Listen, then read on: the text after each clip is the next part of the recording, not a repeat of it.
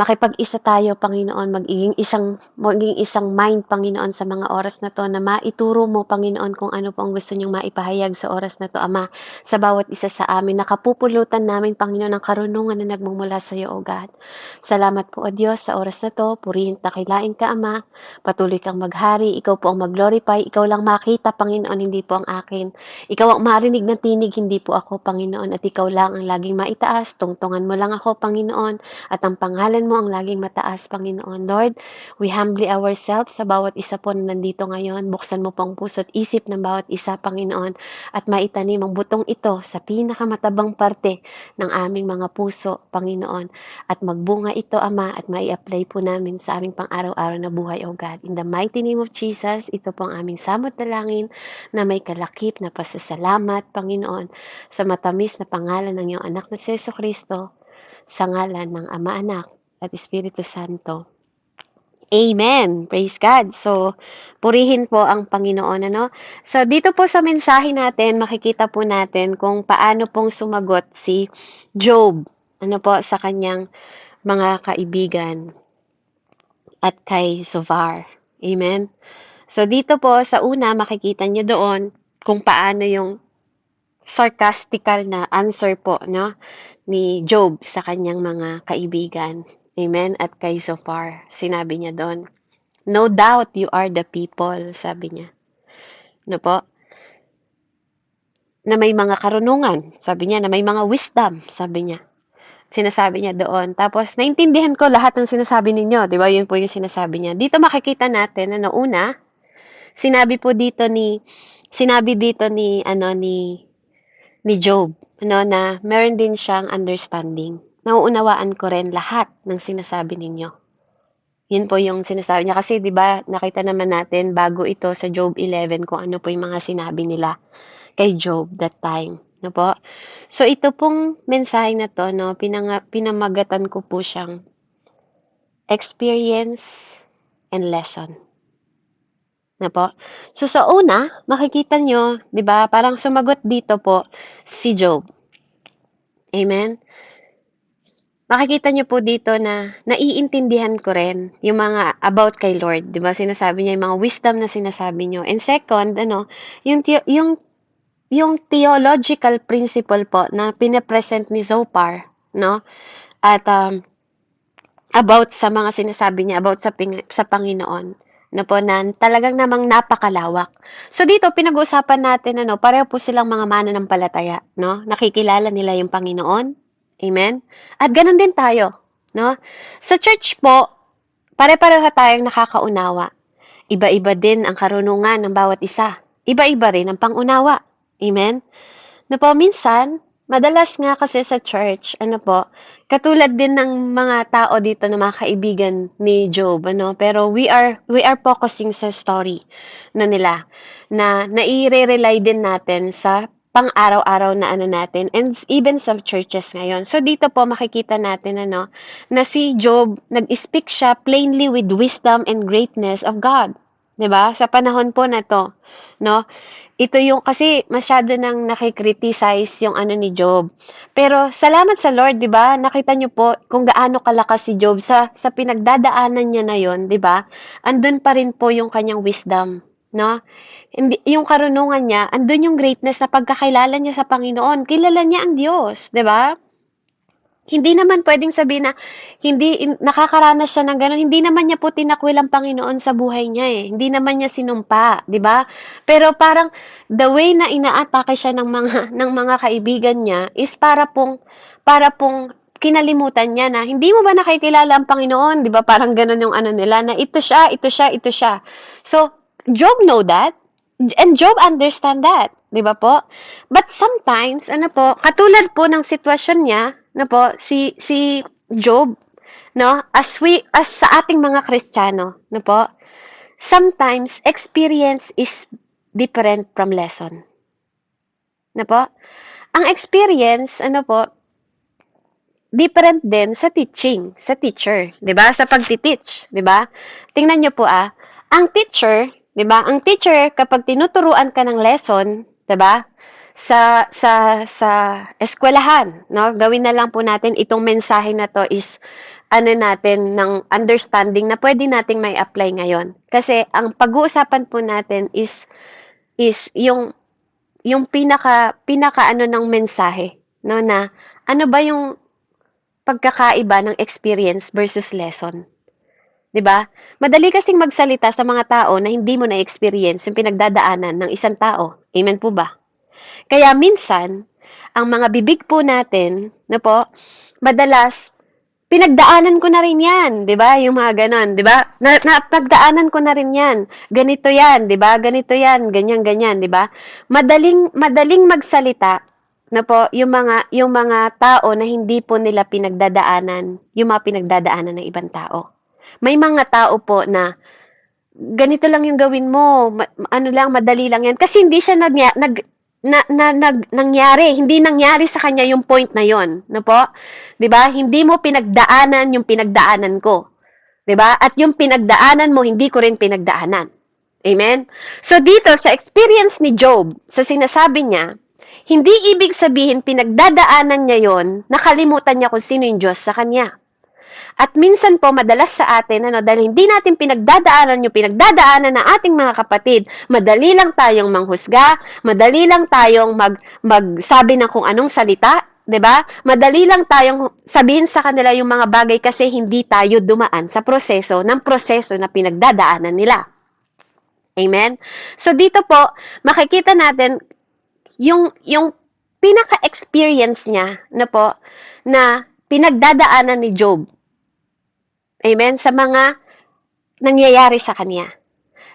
Halimbawa po, sa teacher, di ba pumasok tayo sa school? Amen? Pag pumasok tayo sa school, ano ituturo ng teacher natin? Lesson. Amen? No, parang ang ginagawa nila, tinuturuan nila si Job about sa lesson. No?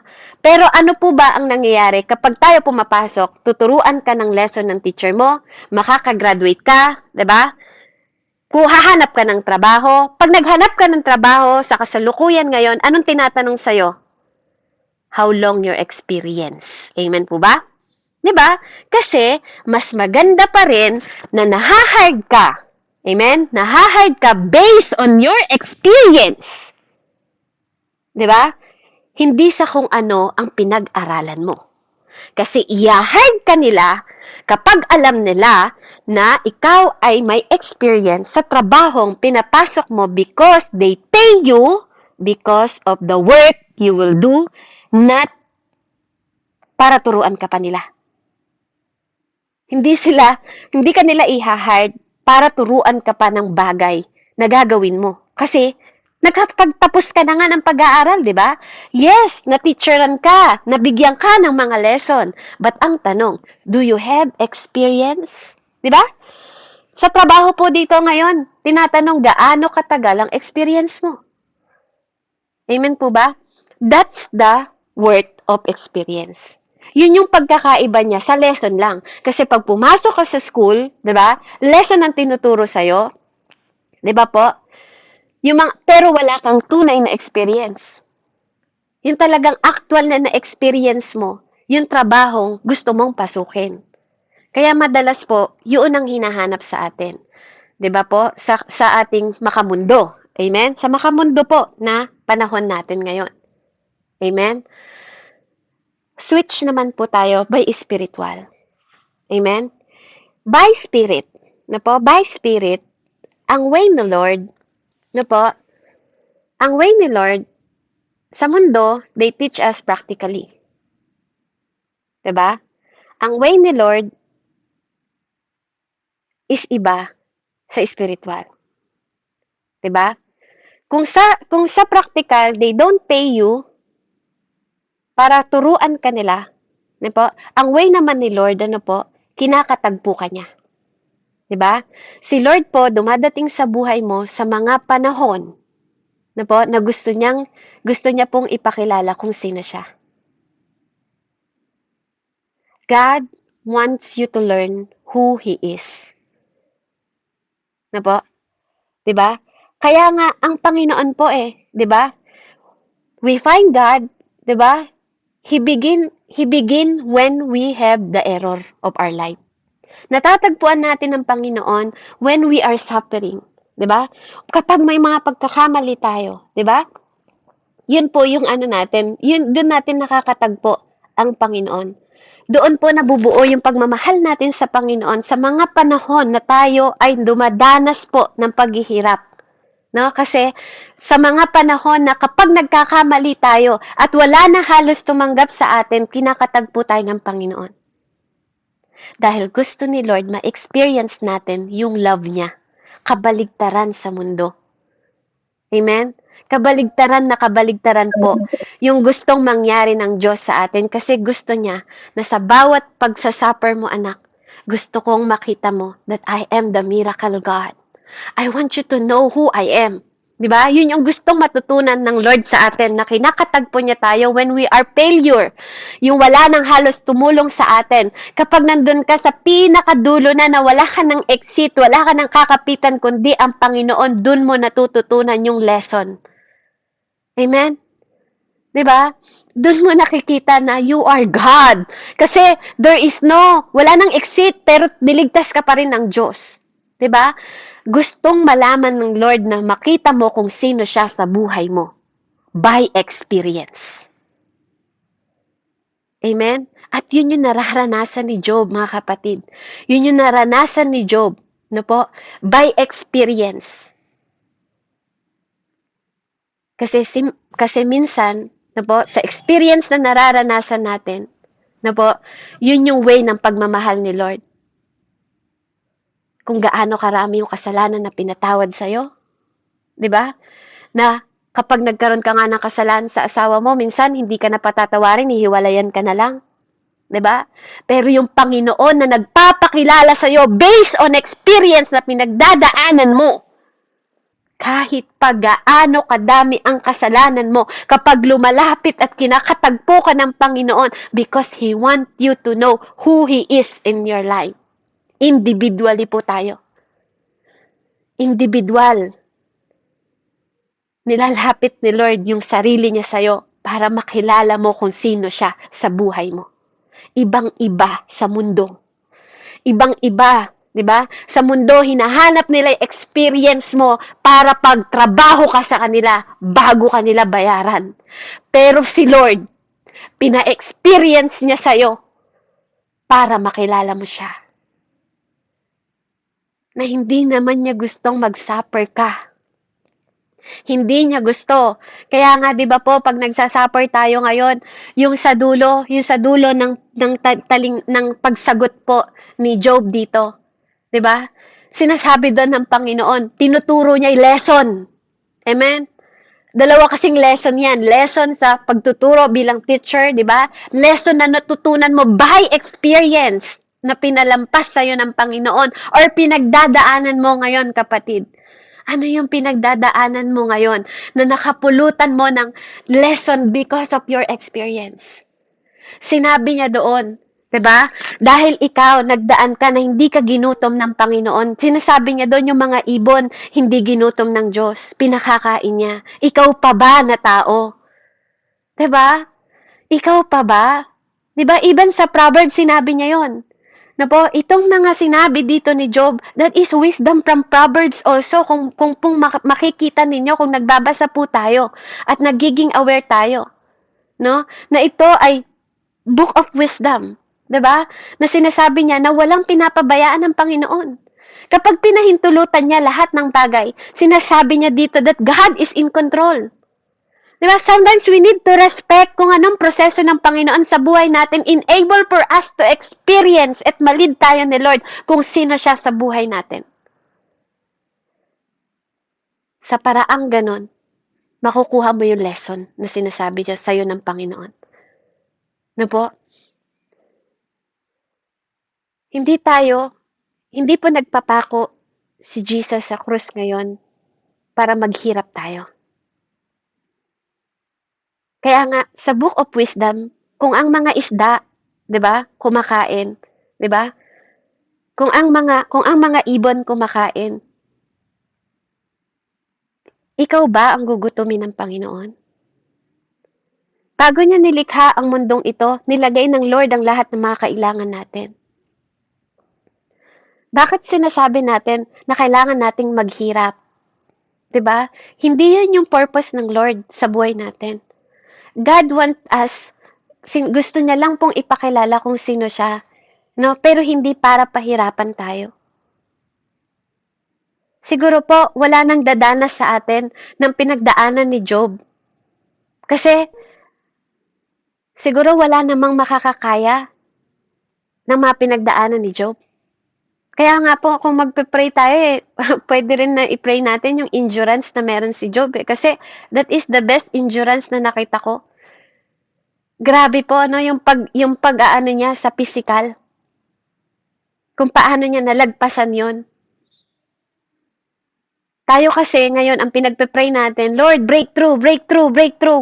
Ayaw natin pagdaanan yung experience na magtiteach na sa atin ng lesson. 'Di ba? Pero hindi lahat ng pagkakataon, 'di ba nga, yung experience ni Pastor Art, 'di ba? Hindi naman pwedeng isalin ni Pastor Art sa experience ni Pastora Ami. 'Di ba? You're different. 'Di ba? Yung experience ni Ate Shirley, hindi niya pwedeng sabihin na katulad na experience siya ni Nanay Andrea. Bawat isa sa atin kinakatagpo ni Jesus in every different experience. Your experience is not my experience. Hindi ko pwedeng isuot yung experience mo dahil yan ang experience mo at yun din ang mangyayari sa akin. Hindi ako kinatagpo ng Lord sa experience na meron ka. Amen? Bawat tao may kanya-kanyang paraan ng Panginoon kung paano niya tayo kinakatagpo. Ang isda para sa dagat, para sa tubig. Subukan mong kuhanin ang isda at ilagay mo sa lupa kung anong mangyari sa kanya, maghihingalo siya. God is fair. Ginawa tayo ng Panginoon at alam ko na God is sovereign at alam kong alam nyo rin yon. Lahat ng bagay sa mundong ito ginawa ng Panginoon na balanse, tama. At kung saan para doon yon. Organize. Kaya nga kung ano man po ang pinagdadaanan natin, hindi po yan bibigay sa atin ng hihigit pa sa ating mga lakas. 'Di ba? Alam po ng Diyos na kaya ni Job yon dahil ipinagmamalaki niya si Job. Kaya bawat pinagdadaanan din natin ngayon, alam kong alam ng Panginoon kung ano po ang pinagdadaanan ng bawat isa because He is the sovereign God. He is all-knowing God. Alam niya ang kapasidad mo because He is your creator. He is the Alpha and Omega, ang the beginning and end. Amen? Kaya nga ang buhay natin po, kailangan natin, sabi nga, 'di ba? I-carry mo yung cross mo, 'di ba? Araw-araw. 'Di ba po? Hindi naman ibig sabihin ng Diyos, pahirapan tayo araw-araw. Kasi everything is finished. Tapos na po lahat ng paghihirap ng Panginoon. It is finished. Ang sa atin, ang gusto niya, not to harm you, 'di ba? But to know me. 'Di ba? Gusto lang ng Lord na makilala natin siya. Kasi sa panahon na hindi nagaganap sa atin yung mga experience na to, kung wala po siguro kahit isa sa inyo ang nagkaroon ng experience sa buhay, siguro po hindi nyo kilala ang Panginoon ngayon. Kung paano natin siya ngayon pinagsasaluhan dito. Kung paano natin siya pinag-uusapan ngayon. Sino po ang walang experience sa pinagdaanan dito? Basta mo lang bang nakilala ang Diyos? Hindi ba may part ng buhay mo na kinatagpo ka niya, kaya mo siya nakilala? Hindi ba may part ng buhay mo na nagturo sa'yo ng lesson, kaya mo siya kinalala? At kung gaano kalaki ang mga kasalanan na pinatawad niya sa atin, yun din ang sumisimbolo kung gaano mo siya kamahal because the more na kung gaano kalaki ang pagpapatawad ng Diyos, siyang malaking magmahal. Kapag na-appreciate mo kung anong ginawa ng Diyos sa krus ng Kalbaryo. Hindi ka makokontento sa okay na. Yung okay na pagsaserve, yung okay na yan, pwede na yan. Oh my. Na-remind lang po sa akin si Pastor Danilo. Hindi okay, ang okay na. Dapat 'pag nagse-serve ka, yung the best. Dapat pag-aawit ka, yung the best. 'Di ba? Dapat 'pag maglalaan ka ng ano sa kanya, yung the best. Hindi okay yung okay na.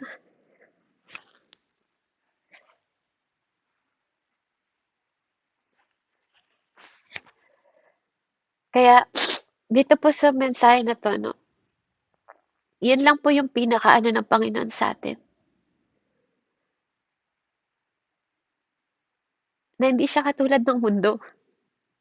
Kinatagpo niya si Job by experience at dun niya lalong napatunayan kung gaano siya kamahal din ni Job. Kahit na nararanasan niya yung mga gano'n na ano, hindi naman totoong tinakwil ni Job si God eh. Oo, nanghihina siya, 'di ba? Oo, nawawala siya sa alignment ng pag-ano, pero hindi niya tinakwil yung Diyos. Kasi kinikilala niya ang Diyos sa buhay niya. Pero sometimes that's our difference to Job, na dapat yun din ang mataglay natin. Yung hindi natin sinisisi si God sa lahat na nangyayari sa atin. Kasi alam natin na kaya natin pinagdadaanan lahat ng experience na yun para lalo natin siya makilala. At lalong ito yung magturo sa atin ng lesson kung paano natin mai-endure, kung paano natin mapagtatagumpayan, paano natin makakaya, at paano tayo magpapasalamat sa Kanya. Dahil marami tayong natutunan at marami siyang mga tulong, himala na pina-experience sa atin, nakasama natin siya dahil nakilala natin siya. Purihin po ang Panginoon, and to God be the glory. Maraming salamat po, Ama. Salamat po sa mensaheng ito. Sa experience na natutunan, Panginoon, ni Job, na nagbigay ng lesson sa bawat isa sa amin. Tunay nga, Panginoon, na hindi namin pwedeng i-conform ang aming mga buhay sa mundong ito. At hindi namin kailangan, Panginoon, na maliitin yung wisdom na meron ka sa wisdom na meron kami. Hindi sapat ang talino, Panginoon, ng mundong ito para unawain namin yung mga kaparaanan na ginagawa mo sa buhay namin. Salamat, Panginoon, sa bawat katagumpayan, Panginoon, at kwento ng buhay namin. Nakasama ka. Patuloy mong palakasin yung mga kapatid ko na mga nanghihina, Panginoon. At patuloy nilang maranasan, Ama, na nagmamahal ka. At sa bawat pagsubok na pinagdadaanan namin, O Diyos, meron kaming Diyos na kasama namin, na hindi kami iiwan, hindi kami pababayaan. Meron kaming Diyos, Panginoon, na sinasamba at pinasasalamatan.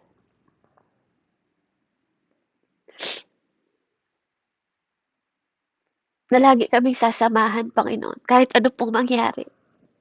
Kaya maraming salamat po sa bawat experience, Panginoon, dahil alam namin na gumagawa ka. Salamat sa bawat experience, Panginoon, at mga lesson, Lord, na tinuro mo, na lalo ka naming minamahal ng mas malalim pa. Dahil nauunawaan namin at naiintindihan namin, Panginoon, yung kaparaanan, Panginoon, na ginawa mo.